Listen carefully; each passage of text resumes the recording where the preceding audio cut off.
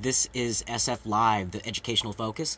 I'm going to be your host for today. My name is Arnel Valle, and I'm joined in the studio with two very special guests from City College San Francisco.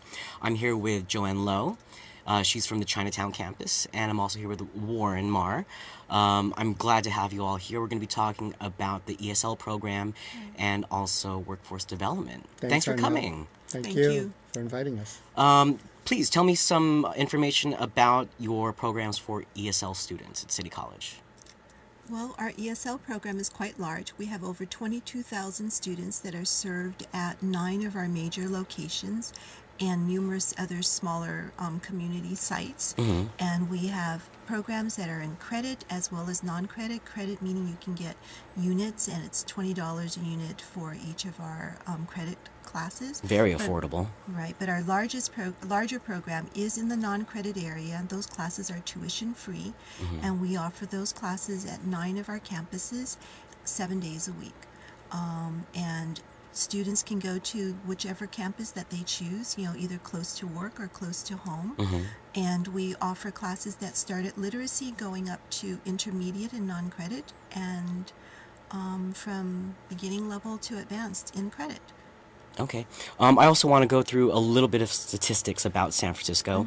From what I caught from your website for City College, in San Francisco, the population at large, roughly 10%, are categorized as not well speaking English or non-speaking English people. That's 10% of the population of San Francisco.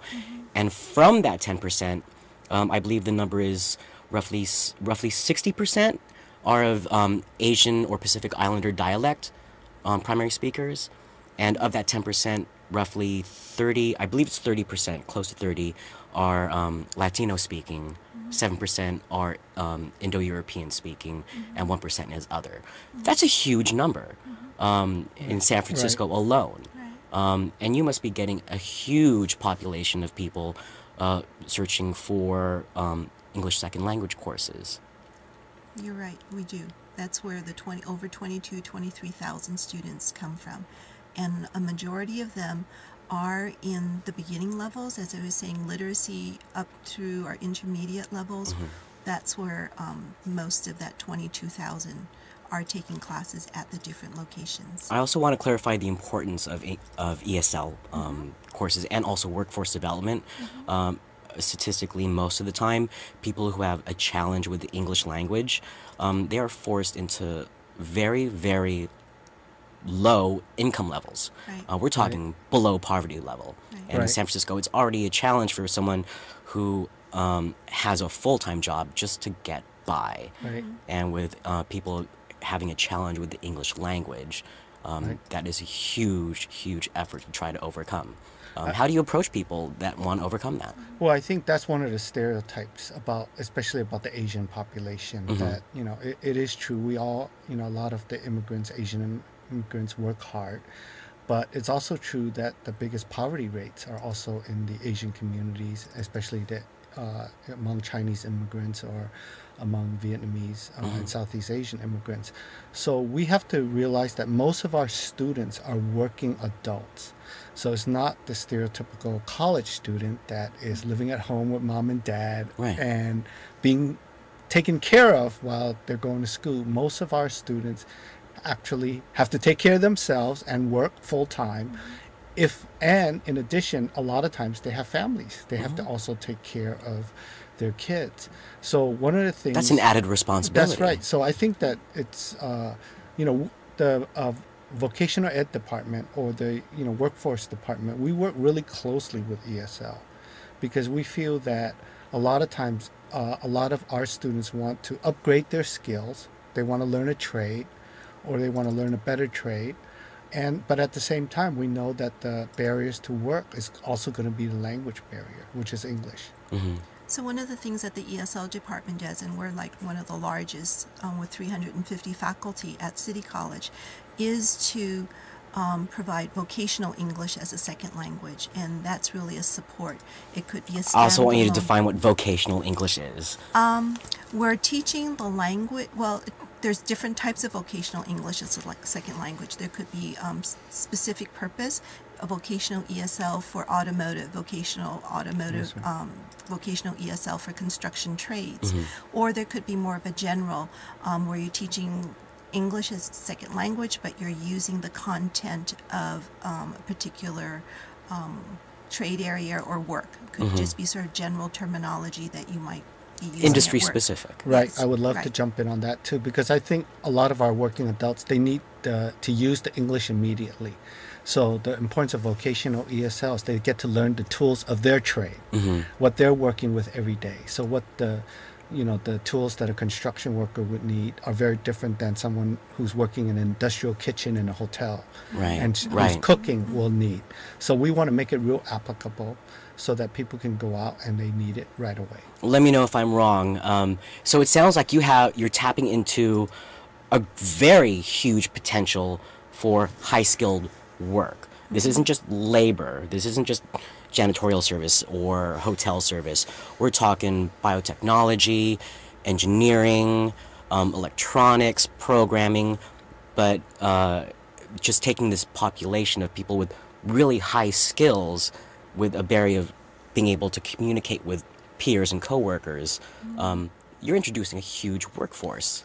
Well, I was just going to also mention about the Welcome Back program, or do you want to talk about that? Yeah, I think, and I'll let you talk more about the specifics of that program, but there is a wide spread in skill and education level among immigrants, and that's another thing that people should realize. We have people coming to this country all the way from PhDs or doctors, all the way to unskilled people, which are people that have had very little education even in their own native language. And I think one thing about City College is that we have to accommodate that spread. So some of the skilled trades that you talk about, or skilled professions like healthcare, like biotechnology. Yes. If you are a physicist, or if you are a nurse or a doctor from a foreign country, you've had a lot of education. So the primary thing you need is the language skills to pass your boards or to whatever you need to get back into your chosen profession. That's very different from someone who comes here with very little training or education. So You could have a very, very skilled person in the medical field. That's right. And all of a sudden they're in a conference in the Bay Area and they just can't walk away with anything valuable if the language isn't there to provide any even playing field for communication. And that's why the Welcome Back program is a model that is targeting immigrants that have healthcare experience from their home country, and bringing them here, learning language, and then trying to then place them in employment that is still healthcare related, so that eventually, it's a way of keeping them within the industry with the skills and interests that they have. And that's the Welcome Back program? Yes. Right. Fantastic program. I also want to know if you provide any assistance with people seeking immigration or naturalization. We have a large citizenship program, again, teaching language at the same time we're teaching history and the facts that you need to know in order to pass your naturalization exam. We probably serve anywhere from 800 to 1,000 students each year. And that's annually? That's annually. And the teachers really develop the materials that are content specific, things that work with the students. We work with USCIS to get the latest information so that we can always be prepared and prepare our students. In fact, I think they're planning a training and they want to use City College as a training site for something that's coming up this summer. Okay. And I think we also do a lot of citizenship training with a small c, because we want people to get formal citizenship so they could vote and participate in the political process. But at the same Basically, time, they're active in the community. right. But at the same time, we feel for a lot of immigrants, like you said earlier, they're in the lowest service sector jobs. A lot of immigrants get exploited. So we also do things like teach them about workers' rights. What are they entitled to in this country, even before they gain quote-unquote formal citizenship? And we also, we have a lot of ESL classes where we teach adult parents how to interact, and that they should go to teacher-parent conferences, that it is very important for them to go meet their teachers. If they're unhappy with something that's happening in their children's grade school, it's okay to go talk to the teacher. It's okay to talk to counselors. Sounds like an things appropriate that. program for parents who Right. just arrived in the That's right. country, and suddenly they have their first generation children growing up, That's right. possibly in a bilingual home, but most likely primarily English, and there seems to be that developing gap. Right. Right. So what we have in our curriculum is something called civic participation, and we really integrate modules into our ESL curriculum, and that's teaching you about attending a hearing at City Hall, participating with our Chinatown campus in terms of the fight, and the public coming forward to all of those hearings. Our students really felt, like they really experience what democracy is all about through that experience.